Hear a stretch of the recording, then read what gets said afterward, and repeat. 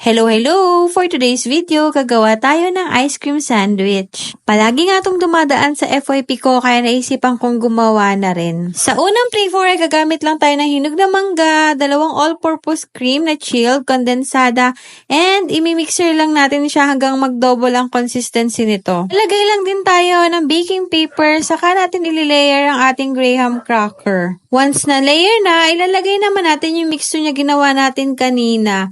I-spread lang natin yan para malagyan lahat and isusunod naman natin yung hinog na mangga. Dinamihan ko para lasang-lasa talaga ang mangga and then isusunod na naman ulit natin yung mixture. At ang last step ay maglalagay ulit tayo sa ibabaw ng graham cracker. Dinip ko pala sa tubig itong graham cracker and then after nyan ilalagay na natin siya sa freezer. Next naman natin ay chocolate cream O na flavor. Kailangan lang natin durugin yung cream O. Hindi ko siya masyado pipinuhin dahil mas gusto ko na meron siyang buo-buo.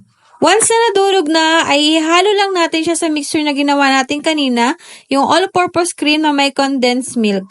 Hahalo-haluin lang natin para mag-well combine. And then, same ng procedure kanina, magle-layer lang ulit tayo ng graham cracker. Ilalagay natin yung ginawa nating mixture.